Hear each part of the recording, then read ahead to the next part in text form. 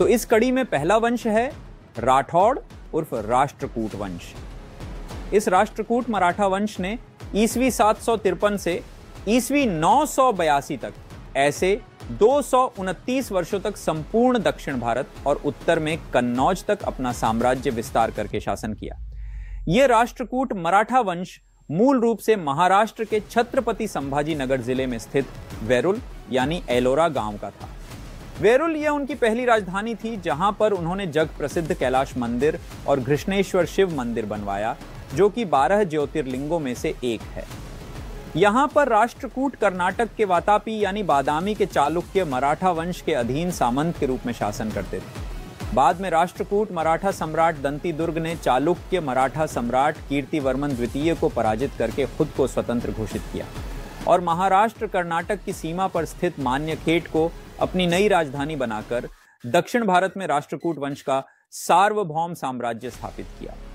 इस राष्ट्रकूट मराठा राजवंश के सबसे प्रतापी सम्राट हुए गोविंद तृतीय, जो ध्रुव धारावर्ष के पुत्र थे, और उन्होंने ईस्वी 793 से 814 तक ऐसे 21 वर्ष शासन किया।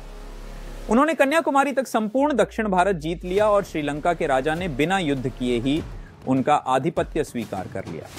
उस समय उत्तर भारत में कन्नौज को जीतने के लिए त्रिपक्षीय संघर्ष चल रहा था, जिसमें पूर्व भारत का शक्तिशाली राजवंश था पाल वंश और पश्चिम भारत में शक्तिशाली राजवंश था गुर्जर प्रतिहार वंश और दक्षिण में था राष्ट्रकूट राजवंश। यह तीनों राजवंश कन्नौज को जीतने के लिए संघर्ष कर रहे थे, जिसको त्रिपक्षीय संघर्ष कहा जाता है। तो इसमें राष्ट्रकूट मराठा सम्राट गोविंद तृतीय ने गुर्जर प्रतिहार वंश के शासक नागभट्ट द्वितीय को पराजित किया। उसके बाद उन्होंने पाल वंश के शासन धर्मपाल को भी पराजित किया और कन्नौज के शासक चक्रायुद्ध को भी पराजित किया। इस तरह उन्होंने कन्नौज का त्रिपक्षीय संघर्ष जीता और राष्ट्रकूट साम्राज्य का उत्तर में कन्नौज तक, पूर्व में वाराणसी तक, पश्चिम में भड़ोच तक साम्राज्य विस्तार किया। दक्षिण भारत तो वह पहले से ही जीत चुके थे। मराठा सम्राट गोविंद तृतीय यह केवल राष्ट्रकूट वंश के ही नहीं अपितु दक्षिण भारत के पहले ऐसे सम्राट हुए जिन्होंने उत्तर भारत जीत लिया।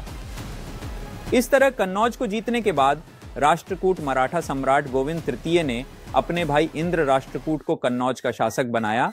उसी के वंशज बाद में कन्नौज के राठौड़ राजपूत कहलाए और इस तरह दक्षिण भारत के राष्ट्रकूट मराठा वंश से राजपूतों का राठौड़ वंश उत्पन्न हुआ।